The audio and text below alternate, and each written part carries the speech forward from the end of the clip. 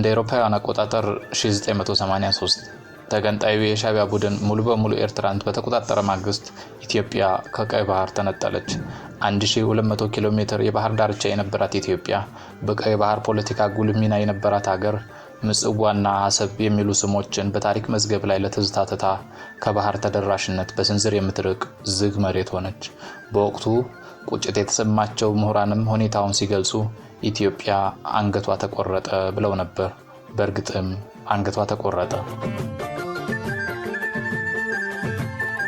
ከ3 አስርተ ዓመታት በኋላ የኢትዮጵያ የባህር በር ጥያቄ አፍጥጦ መጥቷል። በእርግጥ ጥያቄው ተገቢስ ነው ወይ? ወደብ ለኢትዮጵያውያን ምንድነው?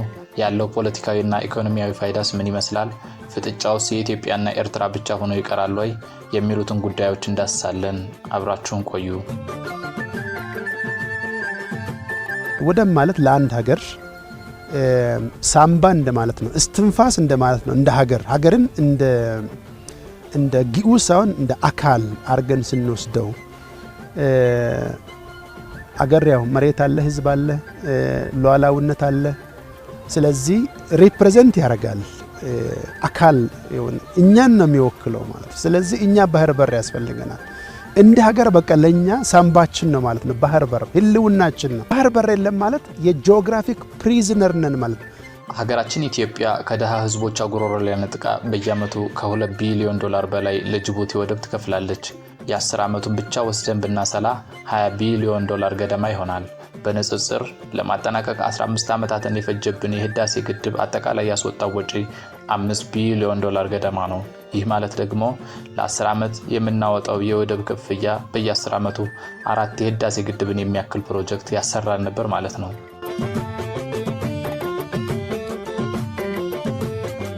ጫናው ግን የኢኮኖሚ ብቻ ሆኖ አያበቃም። ለብዙ ሀያላን ሀገራት መውደቅና መነሳት ምክንያት የሆነውና ኢትዮጵያውያንም ጥቅማቸውን ለማስጠበቅ ሲዋደቁለት የኖሩት ቀይ ባህር አውሮፓን፣ አፍሪካንና ኤዥያን የሚያገናኝ የተጨናነቀ የንግድ ቀጠና ስለሆነ የሀያላኑ አይን ሁሉ እዚሁ ስፍራ ላይ ነው። ነገር ግን ሀገራችን ኢትዮጵያ ከቀይ ባህር 60 ኪሎ ሜትር ብቻ የምትርቅ ዝግ ሀገር በመሆኗ ካላት የህዝብና የቆዳ ስፋት አኳያ ልትጫወት የሚገባትን ሚና እንዳትጫወት ያደርጋታል። ከዚህ አንጻር ከድሬዳዋ እምብዛም የማትበልጠው ጅቡቲን ብንመለከት ለ6 ሀያላን ሀገራት ወታደራዊ የጦር ሰፈር በማከራየት በቀጠናው የተጋነነ ሚና ትጫወታለች። ህልውናዋ በኢትዮጵያ የወደብ ክራይ ላይ የተመሰረተ ቢሆንም 95% የሚሆነው የሀገራችን ኢምፖርትና ኤክስፖርት የሚያልፈው በጅቡቲ በኩል ስለሆነ የኢትዮጵያ እስትንፋስ አስብሏታል። አይበለውና ጅቡቲ የጸጥታ ችግር ቢያጋጥማት ወይንም የኢትዮጵያ ጠላቶች በጥቅም አባብለው አለያም በሌላ ምክንያት ከኢትዮጵያ ጋር ያላትን ግንኙነት ብታቋርጥ በማግስቱ የኢትዮጵያውያን ጉሮሮ ይዘጋል እንደማለት ነው። ከዚህ አኳያ የባህር በር አስፈላጊነትን ብዛም ማጠያየቂ አይደለም። ጥያቄው ይቻላል ወይ የሚለው ነው። ግን ኢትዮጵያ የማይናወጥ ብሔራዊ ጥቅም አላት። ዓለም ዛሬ ይስማ። የቀይ ባህር አክሰስ ሰላማዊ በሆነ መንገድ ኢትዮጵያ ያስፈልጋል። የኛ የሆነውን ቀይ ባህር መልሶ ለመጠየቅ የሚሰጋ የሚጠራጠር ትውልድ መፈጠሩ የስነ ልቦና ስብራት አካል ነው። አንችልም ብሎ ነው የሚያስበው። እኔ ላረጋግጥላችሁ እወዳለሁ፣ ኢትዮጵያ ትችላለች። ነገር ግን ኢትዮጵያ የጂኦግራፊ እስረኛ ሆኗ ለዘላለም ትኖራለች ብሎ የሚያስብ ኢትዮጵያዊ ካለ እርሱ የሞተ ነው። የኢትዮጵያ መንግስት ግራም ነፈሰ ቀኝ አይቀርም እያለ ነው። የኤርትራ መንግስት ከኢትዮጵያ በኩል የሚሰነዘሩ የይገባኛል ጥያቄዎችን ውድቅ እያደረገ ቀጥሏል። ከዚህ አኳያ በዲፕሎማሲ እልባት ያገኛል የሚለው ተስፋ እየቀጨጨ የጦርነት ስጋት ቢያይል እንግዳ ነገር አይሆንም። የዓለም ሀገራትም ለብሔራዊ ጥቅማቸው ሲሉ ጦር ተመዘዋል። አሜሪካ በሰማይም በምድርም ቪየትናምን ተዋግታለች። የህንድ ውቅያኖስን አቋርጣ ኢራንን አፍርሳለች። የኤደን ባህረ ሰላጤዎችን ተሻግራ የመንን እንዳልነበረች አድርጋለች። እስራኤል መካከለኛው ምስራቅን ዶግ አመድ አድርጋለች። የሩሲያ ቦምቦች የዩክሬን ከተሞችን አደባይተዋል። ሌላም መጥቀስ እንችላለን። ከዚህ አንጻር ኢትዮጵያም ከ30 ዓመት በፊት በባለቤትነት አስተዳድረው የነበረው ታሪካዊ ይዞታ ይገባኛል ብላ ጦር ብታነሳ ነውር ላይሆን ይችላል። አላት ወታደራዊና ኢኮኖሚያዊ አቅም አንጻርም የማይቻል ላይሆን ይችላል። ነገር ግን ዲፕሎማሲያዊ መገለልና የማዕቀብ ናዳ ሊወርድባት ይችላል።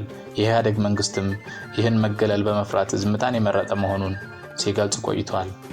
ኢትዮጵያ እስካሁን ድረስ ዓለም አቀፍ ሕግን በማክበር እንጂ ዓለም አቀፍ ሕግን በመጣስ የምትታወቅም አይደለችም፣ የምትጠቀምም አይደለችም። ያን አካባቢ በጉልበት ተሟሙተን እንያዝ ብንል ፊዚካሊ የማይቻል ነገር ላይሆን ይችላል። ተሟሙተን ልንይዘው እንችል ይሆናል። ነገር ግን ያን ይዘን የዓለም አቀፉ ማህበረሰብ ኖርማል አባል ሆነን መኖር አንችልም። በሰዎቹ አባባል ፓራያ ስቴት ነው የምንሆነው። የተነጠልን የተወገዝን አገር ነው የምንሆነው። በአሁኑ ሰዓት መነገድ ይኖርብናል። በአሁኑ ሰዓት ኢንቨስትመንት መሳብ ይኖርብናል። በአሁኑ ሰዓት ለልማት የሚያስፈልገን እርዳታ ማግኘት ይኖርብናል። ከጠቀሜታ አንጻር አሰብን የምናየው ለልማታችን አስፈላጊ ነው በሚል ነው። በጉልበት እንያዘው ብንል ግን ስንለማ ሸቀጦቻችን የሚወጡበት በር ይጠፋል በሚል ሂሳብ ያንን በር በጉልበት እንያዝ ብንል ግን የሚወጣ ሸቀጥ ማምረት ማንችልበት ሁኔታ ነው የሚፈጠረው። ስለሆነም ወደቡም ያዝነው ማልያዝነው ለውጥ አያመጣም። ያኔ በወደቡ ተጠቅመን ልንሸጠው የምንችል ሸቀጥ አይኖረንም። የተነጠልን የተወገዝን አገር እንሆናለን። ፓራያ ስቴት እንሆናለን። አሁን ግን የመጣ ይምጣ የተባለ ይመስላል። የቀይ ባህር ጉዳይ አየሩን ሞልቶታል። አስተያየት ሰጪዎች ግን ቀጠናው የተወሳሰቡ ፍላጎቶች ያሉበትና ሀያላን ሀገራትም እጃቸውን የሚያስረዝሙበት ቦታ በመሆኑ እንዲሁም ጎረቤት ሀገራት ጸረ ኢትዮጵያ አቋም ይዘው በተሰባሰቡበት በዚህ ወቅት የጦርነት አማራጭን ማሰብ በአፍሪካ ቀንድ የማያባራ ጦርነት ከማዋለድና ለውስጥ ችግሮቻችን ምቹ ሁኔታን ከመፍጠር ባለፈ ትርጉም ያለው መፍትሄ አያመጣም እያሉ ናቸው። ከዛ ይልቅ የጠበበውን የዲፕሎማሲ በር ማንኳኳት ይሻላል ባይ ናቸው። የሆነ ሆኖ ኢትዮጵያውያን እንደ ካራማራና እንደ ባድሜ ጦርነት ሁሉ ስጋ ያለ አሞራ ደረት የለ ጥይት ብለው ይዘምቱ ይሆን ወይንስ እንደ መለስ ዜናዊ ግመል ያጠጡበት ብለው ዝም ይሉ ይሆን የሚለውን ጥያቄ ጊዜ እንዲፈታው ትተን የዛሬውን ዝግጅት በዚሁ ቋጭን። ለሀገራችን የሚበጀውን ያምጣ እያልን በዚሁ እንሰናበታለን።